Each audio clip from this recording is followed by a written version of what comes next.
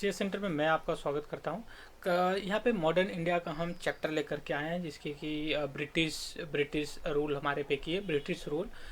देखिए कि हमने जो एक सीरीज चला रखी थी मॉडर्न इंडिया की, उसमें हमने एक डिस्कस किया था हमारा कि टाइम पीरियड कितना से किस तरह से गया था। हमने 1857 से लेकर के 1947 तक का हमने डिस्कस किया था। उसमें सबसे बड़ी बात हमने ये देखी थी कि जो क्रोनोलॉजी थी, कब कौन सा इंसिडेंट हुआ, तो उनमें हमने कहा था कि मॉडर्न जो मॉडर्न पीरियड है वो ऑलमोस्ट हम 1857 का जो रिवॉल्ट होता है वहाँ से हम इस चीज़ को कैलकुलेट करते हैं। तो देखिए, ब्रिटिश एक तरफ तो काम ये कर रही थी, दूसरी तरफ ये भी काम कर रही थी कि उसको सरवाइव करने के लिए यहाँ पे जो खर्च हो रहे थे, जो उसके ऑफिशियल थे या फिर जो उसका एक्सपेंडिचर वगैरह हुआ करता था। तो शुरू में क्या हुआ, 1773 से पहले, ठीक है, 73 से पहले ये क्या हुआ कि वो यूरोप से क्या करते थे, जो कि यूरो लाते थे, ठीक है, और या फिर उस दूसरी तरह की प्रेसियस जो कि गुड्स लाते थे, और यहाँ से जो कि स्पाइसिस वगैरह जो होती थी वो इंपोर्ट करते थे।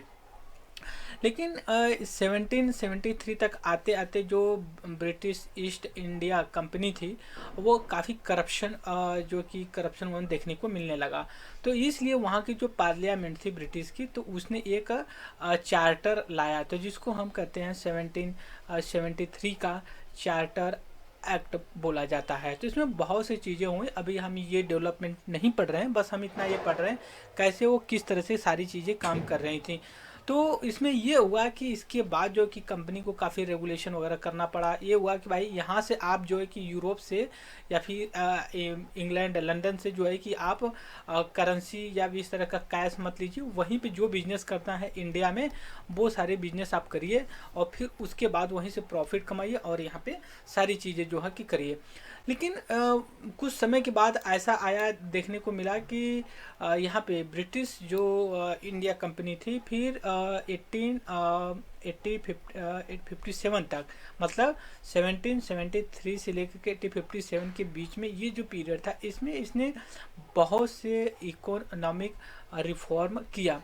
उसमें से कुछ थे जो कि एग्रीकल्चर के बेस पे थे। अभी समझ लीजिए कि एग्रीकल्चर पे इतना टैक्स लगा देते थे, आज के ज़माने में तो नहीं लग रहा है इंडिया में, बट उस समय अगर आपका मान लीजिए इतना बड़ा लैंड है और इतने पे मान लीजिए कि एग्रीकल्चर करते हो इतना, बस वैसे छूटा, अगर इस पर ग्रास भी अगर उग आती थी तो उस पर भी टैक्स लगता था। इतना क्रूशियल ब्रिटिश हुआ करते। दूसरी ये चीज़ है कि जो लैंड रेवेन्यू लगाते थे वो तीन तरह की, तीन एरिया के बेसिस पे लगाए उन्होंने। हुआ ये कि थोड़ा सा इसको हम इरेज कर लेते हैं। ये हुआ कि ये जब ब्रिटिश यहाँ पे रूल करते रहे, तो उनको जब ये वहाँ से इंडिकेशन मिल गया कि नहीं भाई आप यहाँ से मत लेके जाइए और वहीं पे जो है कि सारी चीज़ें करिए, तो ब्रिटिश ने कहीं ना कहीं एक अल्टरनेटिव अपनाने की कोशिश किया। तो उनमें से तीन बहुत ही फेमस रिफॉर्म है ब्रिटिश का, जो कि हम यहाँ पे डिस्कस करने वाले हैं। सबसे पहले देखिए, एक जैसे कहते हैं कि तीन रिफॉर्म हम मोस्टली लाए। तो एक जैसे कि हम कहते हैं वो है जो कि परमानेंट सेटलमेंट हो गया, दूसरी की रैयत वारिस सिस्टम हो गया, और तीसरा को जो कि जमींदारी, सॉरी ये जो है कि महालवारी, और परमानेंट को ही जमींदारी सिस्टम भी बोला जाता है। अब देखिए इनकी सबसे बड़ी भी जो फीचर्स थे, सबसे पहले इसने ये किया, फिर दूसरे में इन्होंने किया, तीसरे में ये ला करके किए, और तीनों तो एक ही था मोटो कि कहीं ना कहीं रेवेन्यू को जनरेट करना होता था, राइट। बट हुआ ये कि ये अलग अलग, जब ये ज़्यादा सक्सेसफुल नहीं हो पाई तो इस तरह का लाएँ, ये सक्सेस नहीं हो पाए तो ये इस तरह का लाएँ। सबसे पहले हमें देखते हैं कि इसमें कब लाया गया। ये 17 आपका ऑलमोस्ट 1773 के आसपास जो है कि इसको लाया गया, 1793 के आसपास, जिसे हमने कहा कि 73 में एक चार्टर आया और उसके 17 और 93 में ये लाया गया। ये जो लाया गया, तो इसको देखिए जो कि बंगाल के जो है आपका, यानी ईस्टर्न इंडिया वाला जो पार्ट पड़ जाता है, जैसे कि वाराणसी थोड़ा सा पार्ट, फिर बिहार का पड़ जाता है, उड़ीसा का पड़ जाता है, फिर उसके बाद बंगाल का पड़ जाता है। ये सारी चीज़ें वहाँ पे इन्होंने अपनी इम्प्लीमेंट किया। इसमें इम्प्लीमेंट ये था कि 10/11 जो होता था वो जो है कि रेवेन्यू पे करना पड़ता था ब्रिटिश को, और 1/11 जो बढ़ जाता था वो जो है कि वो क्या करते थे, सॉरी ये करते थे अपने पास रखते थे जिम्मेदार।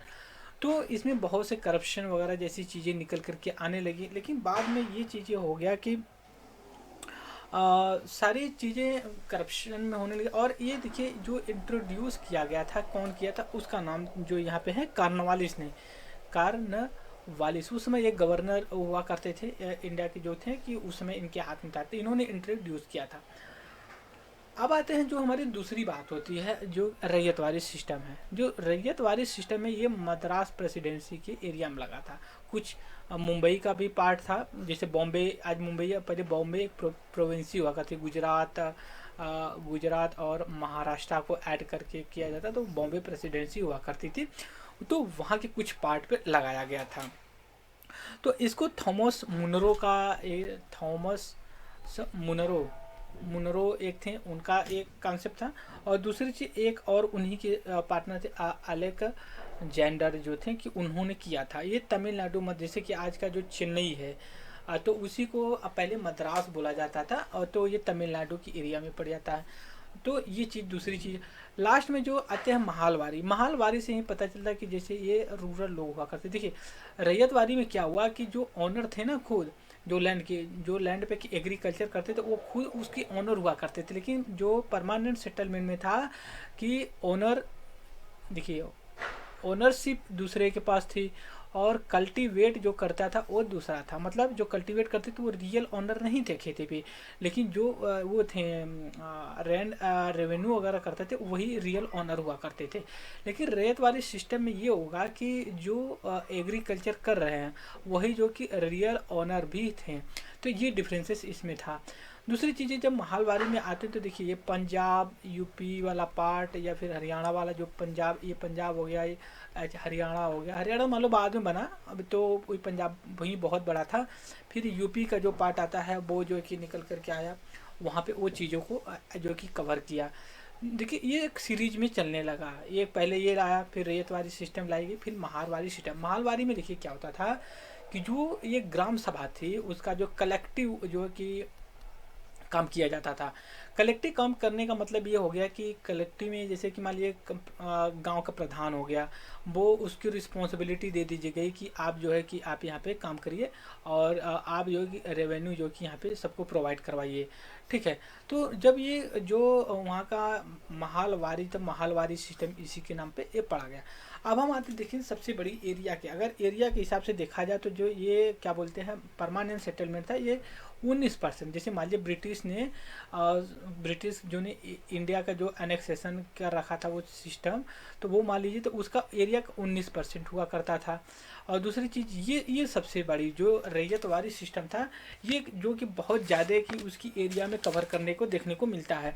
उसका आलमोस्ट जो कि 51% के आसपास एरिया को कवर करता था, और रेस्ट जो होता था ना, रेस्ट जो है कि ये महालवारी सिस्टम में किया। अब देखिए इसमें क्वेश्चंस किस तरह के बन सकते हैं। पहली बात तो परमानेंट सेटलमेंट की एरिया पूछ सकता है, रैयतवारी सिस्टम का एरिया पूछता है महालवारी। दूसरी चीज़ें इन्होंने कौन सुन के, जैसे हमने कहा कार्नवालिस किया, अलेक्जेंडर मुनरो ने किया, ये चीज़ किया। इनकी जो है कि सबसे एरिया ज़्यादा कौन थी, 19% ये थी, और 51% थी अरेस्ट आते। मतलब सबसे ज़्यादा जो कि आपकी रैयतवारी सिस्टम मद्रास पंजाब एरिया में देखने को मिलती है। तो ये सेंडिंग डिसेंडिंग ऑर्डर में कर दे। देखिए ब्रिटिश को सरवाइव करना ही एक सबसे बड़ी बात थी, तो उसके लिए ये करते थे कि हमें ज़्यादा से ज़्यादा ऐसा करना चाहिए कि हम खुद जो है कि सेल्फ डिपेंडेंट बन करके रह जाए, मतलब सेल्फ डिपेंडेंट रहें, और हमें जो कि यहीं पे इंडिया में ही जो है कि हम रेवेन्यू जनरेट करें, और यहीं पे जो है कि हम सारी चीज़ें अपनी करके रह जाएं। और ऐसे इन्होंने बहुत एक्सप्लॉयटेशन किया, और इसी से निकल करके एक आई ड्रेन ऑफ वेल्थ थ्योरी निकल करके आए, जिसको दादा भाई नौरोजी ने दिया था। एक इनकी बुक थी, British poverty unemployment in British rule in India, right. ये चीज़ें इन्होंने बुक में लिखा करके दिया, ड्रेन ऑफ वेल्थ। हम कभी ड्रेन ऑफ वेल्थ के बारे में डीप में डिस्कस करेंगे। सो यहाँ पे महालवारी, रैयतवारी और परमानेंट सेटलमेंट या जमींदारी सिस्टम के बारे में हमने बात किया, और आगे ऐसे शॉर्ट वीडियो में बनाते रहेंगे। So I hope all of you enjoy my video, and thank you very much the discussion.